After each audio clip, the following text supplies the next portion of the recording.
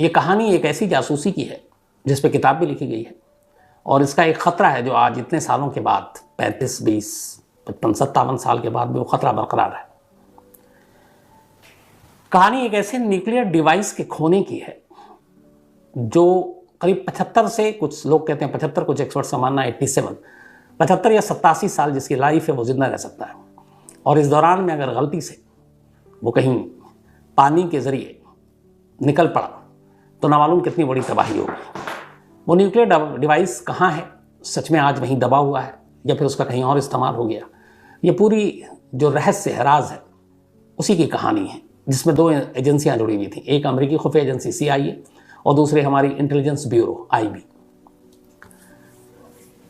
1965 20 मई 20 मई 1965 की बात है जब पहली बार हमारी एक टीम ने, भारतीय टीम ने एवरेस्ट फतह किया था।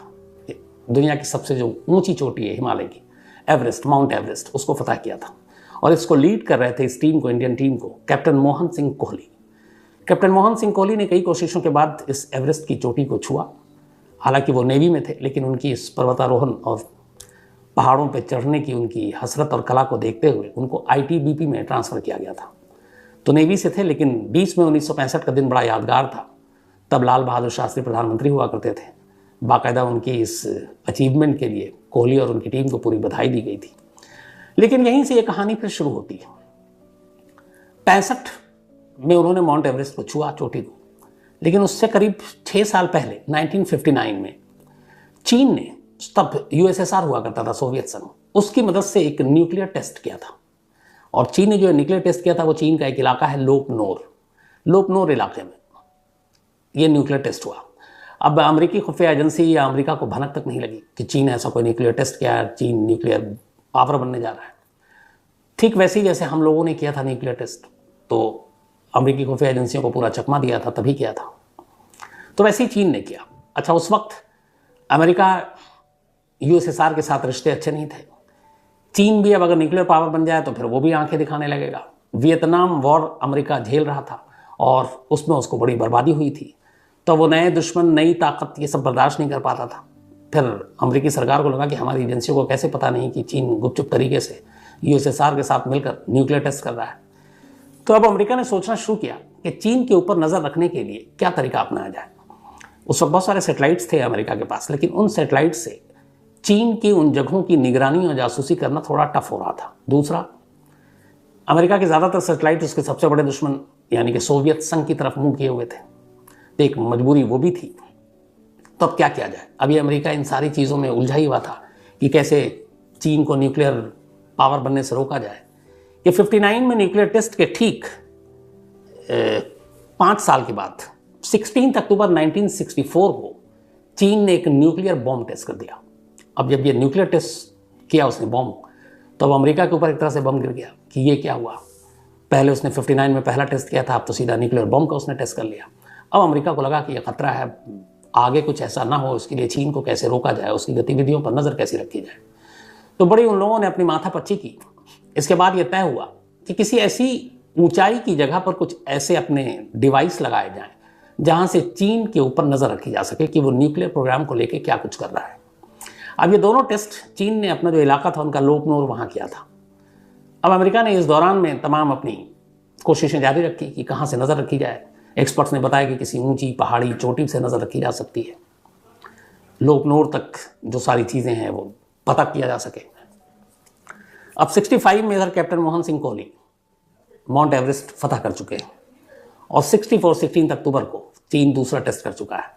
अमेरिकी खुफिया एजेंसी अब एक प्लान बनाते हैं। अब उनका ये था कि किसी ऐसे देश में जिसका चीन के साथ भी अच्छा रिश्ता ना हो, उसको इस सीक्रेट मिशन में शामिल किया जाए। अब वो भारत था। तो अमेरिकी खुफिया एजेंसी CIA, अपनी भारत सरकार, खुफिया एजेंसी IB, इन सब के बीच में बातचीत हुई। और फिर बातचीत के बाद ये तय हुआ कि जो हिमालयन है, अपना हिमालय की पहाड़ियाँ, उसमें एक ऊंची चोटी है कंचनजंगा। अगर उसके पीक पर एक डिवाइस ऐसा लगा दिया जाए जिससे कि हम चीन की हर गतिविधियों पर नज़र रख सके तो बेहतर होगा। अब कंचनजंगा जैसी ऊंची चोटी पर, जो करीब 27,000 फीट की ऊंचाई पर है, अब वहाँ पे उस डिवाइस को ले जाना कैसे, क्योंकि वहाँ आप गाड़ी और इसके ज़रिए नहीं जा सकते हैं, आपको पैदल ही चलना है। पैदल चलने के लिए फिर पर्वतारोही चाहिए, एक्सपर्ट्स चाहिए। इसी दौरान में अब मोहन सिंह कोहली माउंट एवरेस्ट फतह कर चुके थे। फिर उनको शामिल किया गया, फिर पूरा प्लान बनाया गया और कहा गया कि कुछ ऐसे डिवाइस हैं जो कंचनजंगा की चोटी पर फिट करने हैं। अब कैप्टन कोहली तैयार हो गए, हुक्म था ऊपर से। पूरी टीम को फिर ट्रेनिंग दी गई, अमेरिका ले जाया गया। अमेरिका में वहाँ पे एक लास्का, वहाँ पे उन्हें ट्रेनिंग दी गई, सारी चीज़ें बताई गई, वापस लौटे। लेकिन जब ये सारे सामान जो ले जाने थे उसका जब भार वार तय हुआ तो पता चला कि ये काफ़ी वजनी है और इसको लेकर ऊपर चढ़ना कंचनजंगा की चोटी पर बड़ा मुश्किल काम है। एक तो मौसम ख़राब कभी हो सकता है, बर्फीली हवाएं चलती हैं, बर्फ़ एक तरह से उसकी आंधियाँ चलती हैं, क्या किया जाए। कैप्टन कोहली को तजुर्बा था, उन्होंने अपने सीनियर अफसरों से कहा कि ये बड़ा जोखिम भरा काम है, मुश्किल है, हमें इसके अलावा किसी और चोटी को चुनना चाहिए। तो फिर तय हुआ कि और कौन सी। तो आखिर में नंदा देवी, जो हिमालयन की ही एक पहाड़ी, उसकी चोटी को चुना गया कई चीज़ों को देखते हुए। इस नंदा देवी की चोटी से चीन के उस लोपनोर शहर की दूरी 500 मील थी, करीब 700-800 किलोमीटर हुआ, और उस चोटी से वहाँ पे नज़र आसानी से रखी जा सकती थी और वहाँ जोखिम भी कम था क्योंकि उसकी हाइट भी कम थी। तब तय हुआ कि नंदा देवी की चोटी पर ही ये सारे डिवाइस, जो जासूसी के डिवाइस हैं, उसको फिट करना है। अब इन डिवाइस में बहुत सारी चीज़ें थी। एक जो सारी अलग अलग मशीनें थी, अब वहाँ पर ले जाकर फिट करने के बाद अब उन मशीनों को आपको चलाना था, ऑपरेट करना था जासूसी के लिए, तो उसके लिए एक जनरेटर की ज़रूरत थी।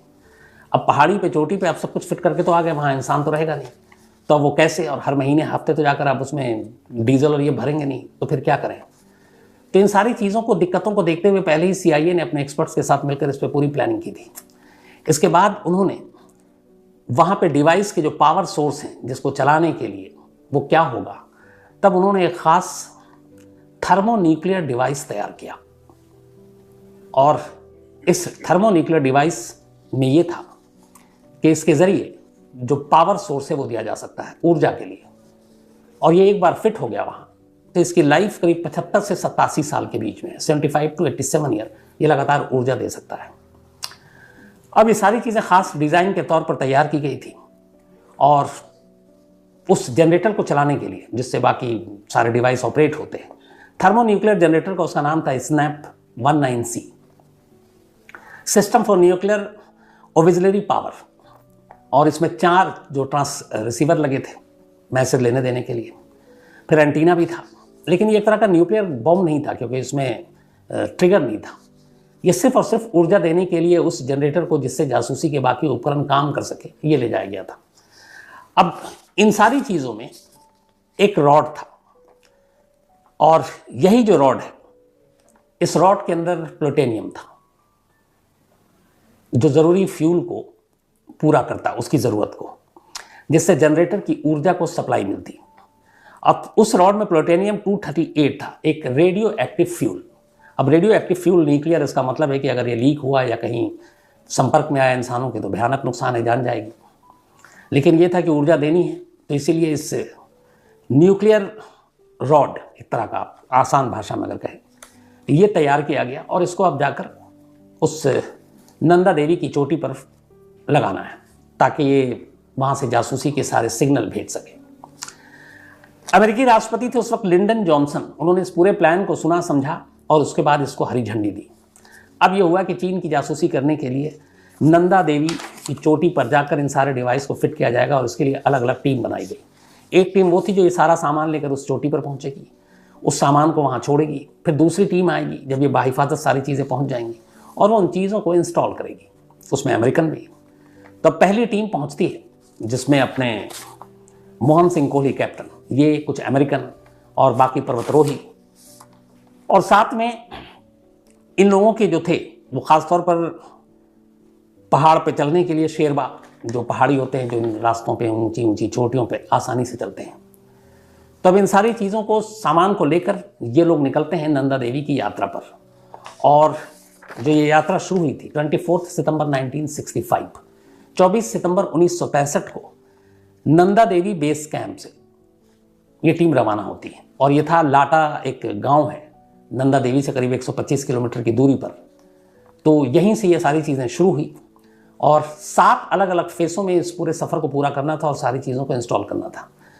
तो जो सामान था उसके लिए शेरपाओं को रखा गया, जो पहाड़ी पे चलने के एक्सपर्ट्स होते हैं लोकल, शेरपाओं को वो दिया गया। वो जो पूरा न्यूक्लियर जनरेटर का वो सारा जो था सामान, उसका ही वेट था 57 kg, 57 किलो के करीब। अब उन चीज़ों को ले जाना था, लेकिन उसमें ये भी कि रेडियो एक्टिव पदार्थ है तो, और वो जनरेटर, अब उससे गर्मी भी मिलती क्योंकि ऊर्जा आती है। तो जो शेरपा सारे ले जा रहे थे उन सभी को एक ख़ास बैज दिया गया था, क्योंकि वो उनके शरीर से टच करके, बल्कि शरीर पर उठा कर लेके चल रहे हैं और वो ख़तरनाक है, न्यूक्लियर डिवाइस है। तो उनसे कहा गया था कि जैसे ही ये बैज अगर अपना कलर बदलने लगे तो आप फ़ौरन बताना, इससे पता चल जाएगा कि रेडियो एक्टिव जो है वो लीक हो रहा है, तो जान को खतरा हो सकता है। तो उन सभी को ये बैज दिया, वो सारा रॉड, वो जो जनरेटर, बाकी डिवाइस। तब ये हुआ कि सबने कहा कि हाँ ठीक है ये, और वापसी में भी आपको निकलना है, ख़तरनाक मौसम है, इतना सामान वजनी लेकर आप जल्दी वहाँ से निकल नहीं सकते। तब ये हुआ कि चढ़ाई से उतरने से पहले इन सामान को यहीं कहीं रख दिया जाए। अब कहाँ रखा जाए?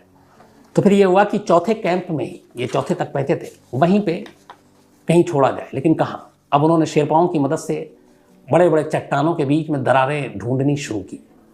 गुफा टाइप होता है, पहाड़ों पे ऐसा बहुत सारा होता है। तो उन्हें एक बहुत बड़े दरार मिले, गुफा टाइप। उन्होंने उस गुफा के अंदर वो सारा सामान जो ऊपर ले जाकर असेंबल करके फिट करना है, वो उसी गुफा के अंदर डाल दिया, रस्सियों से बांध दिया और फिर वहाँ की निशानी विशानी ले ली और नीचे लौट आए। जब मौसम ठीक होगा तो हम वापस जाएंगे। अब वो सारी चीज़ें, वो जो रेडियो एक्टिव पदार्थ है, जो रॉड में न्यूक जनरेटर है, वो सब उसी दरार के अंदर छोड़कर नीचे आ गए। अब ये था कि इसके बाद मौसम ख़राब, फिर सर्दी का मौसम आना शुरू हो और ज़्यादा, तो अब क्या करें? तो इंतज़ार लंबा होता गया। ये लोग नीचे आए थे 18 अक्टूबर 1965 को, मौसम ख़राब हुआ था और फिर अक्टूबर के एंड तक नीचे आ गए थे। अक्टूबर, नवंबर, दिसंबर, ये तो जानलेवा है और इसमें जा नहीं सकते। जनवरी, फरवरी, मार्च भी आ गया। अप्रैल में बर्फ़ पिघलना शुरू होता है तो चढ़ना मुश्किल है। तो उसके बाद नवंबर, दिसंबर, जनवरी, फरवरी, मार्च, अप्रैल, 6 महीने इंतज़ार किया। 7वां महीने अब मई का आया। अब तारीख आ गई मई 1966।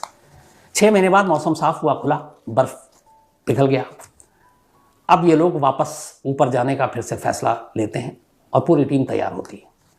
अब ये टीम, मौसम इस बार साफ था, वक्त से पहले पहुंच जाते हैं उसी चौथे कैंप पर। लेकिन चौथे कैंप पर जब जाते हैं तो सभी चौंक उठते हैं। जिस कैंप को छोड़ कर गए थे वहाँ का पूरा नज़ारा बदल चुका था। न वो दरारें थी, न वो चट्टान, न वो गुफा, मतलब लग ही नहीं रहा था कि ये वही जगह है। लेकिन उन्होंने कुछ निशानी छोड़ी थी जिससे थोड़ा अंदाज़ा हुआ यही है। लेकिन सामान तो छोड़िए, जिस गुफा और जिस चट्टान के नीचे उन्होंने वो चीज़ें छुपाई थी, वो चट्टान तक गायब था। शायद बर्फीले तूफान ने उन सबको उड़ा दिया था। अब जब ये पता चला कि सामान गायब, चट्टान गायब, क्या करें?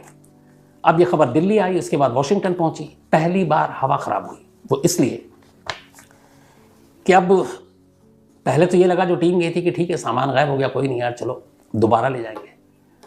लेकिन बहुत सारे लोगों को ये जानकारी नहीं दी गई थी कि एक्चुअल में जो सामान को ऊपर लेके जा रहे हैं उसमें क्या क्या खतरनाक चीज़ है। अब उसमें वो रेडियो एक्टिव रॉड था जिससे जनरेटर को ऊर्जा मिलनी थी, और वो एक न्यूक डिवाइस था, न्यूक्लियर डिवाइस। अब जब ये पता चला सामान गायब है तो CIA को इसकी सीरियसनेस का अंदाज़ा था। वहाँ की सरकार को पता चला, फिर अपने यहाँ सरकार को पता चला। अब जब पता चला तो हड़कंप मच गया। उसकी वजह ये थी कि कहा गया कि जो डिवाइस है, अगर वो गलती से वहाँ से निकल कर इसी तूफान में पानी तक पहुँच जाए, और गंगा नदी है, तो अगर ये गंगा के रास्ते, मतलब पानी के रास्ते गंगा तक पहुँच जाए, और गंगा आपको पता है कितने किलोमीटर तक फैली हुई है, पूरे नॉर्थ इंडिया में पानी का एक सबसे बड़ा स्रोत है हमारा, तो ये अंदाज़ा लगाया गया कि लाखों लोगों की जान चली जाएगी उस रेडियो एक्टिव की वजह से। अब जब ये पता चला तो ये हुआ कि एक न्यूक्लियर हादसा हो सकता है इस देश में बहुत बड़ा। अब सभी के होश उड़ा दिए। अब सबसे बड़ी बात तो ये थी कि ये अगर बात फैल गई लोगों तक, मीडिया तक, तो क्या होगा? हड़कंप मच जाएगा, दहशत फैल जाएगी। उधर चीन को पता चल गया कि ये सारी साजिश हमारे खिलाफ हो रही थी और उसमें अमेरिका का साथ भारत दे रहा था, तो वो तो वैसे ही पहले से तिल मिला के बैठा हुआ था। वो उल्टा हमसे और पंगा लेता, हमला भी कर सकता था। तो हर तरफ से, एक तो अपने देश के अंदर लोगों के गुस्से को झेलना होता, चीन से उधर अलग दुश्मनी और बढ़ जाती, और इधर लोगों की जान भी खतरे में। अब क्या करें? तो अब ये तय हुआ कि नहीं, उस डिवाइस को किसी भी तरह से ढूंढा जाए। अब उस डिवाइस को ढूंढने की बहुत कोशिश की गई, बहुत सारी टीम, कई साल लगा दिए, लेकिन वो मिली नहीं। वो न्यूक्लियर डिवाइस कहाँ गई नहीं मालूम। इस दौरान में अब उधर अमेरिका की जो अपनी जिस मकसद से उसने उस डिवाइस को वहाँ तक ले गया था जासूसी के लिए, वो उस मकसद में फिर भी लगा रहा। और आखिर CIA की इस कोशिश के बाद उन्होंने 2 और ट्राई किया इसी नंदा देवी पर, और 2 और कोशिश के बाद उन्होंने उस डिवाइस को वहाँ फिट कर दिया, जिससे चीन के ऊपर नज़र रख सके, उनकी न्यूक्लियर प्रोग्राम की जासूसी कर सके। तो नंदा देवी की पीक पर पहुँचा दिया बाकी के 2 कोशिशों के बाद, लेकिन उसमें फिर 4 महीने के बाद खराबी आ गई थी, उसके फ्यूल और बाकी चीज़ों में वो बंद हो गया। अब उसको ठीक करने के लिए फिर दोबारा टीम गई। फिर इसके बाद सोलर डिवाइस का इस्तेमाल किया गया न्यूक की जगह पर, ताकि कोई रिस्क ना हो। और इसी शर्त पे फिर भारत सरकार ने इजाज़त भी दी थी कि आप सोलर का इस्तेमाल करें। इस डिवाइस से कई सालों तक फिर CIA ने चीन के परमाणु प्रोग्राम की जासूसी की। लेकिन आज मतलब करीब 34, 20, 54 और 2 56 साल हो गए हैं, आज भी वो न्यूक डिवाइस कहाँ है? क्या वो नंदा देवी की पहाड़ियों में, बर्फीली पहाड़ियों के नीचे कहीं दफन है या कहीं और है? जब भी हिमालय दरकता है, उत्तराखंड से आपने देखा होगा, ये उत्तराखंड का ही पार्ट है, तो ऐसी तबाही आती है तो एक दहशत आज भी जिन लोगों को मालूम है, वो ये दहशत डराती है कि कहीं इस तूफ़ान में, इस बर्फीली तूफ़ान में पानी तक वो डिवाइस ना पहुंच जाए, जिससे ना मालूम कितना नुकसान होगा। हालांकि ज़्यादातर लोगों का मानना है, इस पर 2 थ्योरी है आज भी। एक ये है कि वो अब भी नंदा देवी की बर्फीली पहाड़ियों के नीचे दफन है वो डिवाइस। दूसरी थ्योरी ये है कि अमेरिका के जाने के बाद भारत ने अपनी तरफ से उसकी काफ़ी खोज की कोशिश की, और ये कंफर्म नहीं है, लेकिन ये कहा जाता है कि शायद भारतीय खोज दल ने उस डिवाइस को ढूंढ निकाला। और ये भी कहते हैं कि चूंकि उसमें प्लूटोनियम, एक न्यूक डिवाइस था, उसको ढूंढ निकाला, और बाद में जो भारत ने न्यूक्लियर टेस्ट किया पहला, शायद उसमें उसका इस्तेमाल किया, उसका कुछ हिस्सा काम आया, और उस न्यूक टेस्ट में वो चीज़ इस्तेमाल किया गया। लेकिन ये खबर कंफर्म नहीं है, बट हाँ, इसको लेकर आज भी 2 ही थ्योरी है। एक कि वो न्यूक डिवाइस जो अमेरिका का था, नंदा देवी की पहाड़ियों में कहीं दफन है, मिला नहीं है, और दूसरा कि भारत सरकार को मिला और उसका इस्तेमाल हो चुका है। अब दोनों में से कौन सी बात सच है, दावे से कोई नहीं कह सकता, क्योंकि ये बहुत ही क्लासिफाइड चीज़ें हैं। तो ये थी एक न्यूक डिवाइस के खोने की कहानी, एक पड़ोसी देश की जासूसी की कहानी, और उस डिवाइस की कहानी जिसका आता पता आज भी इतने सालों के बाद नहीं है।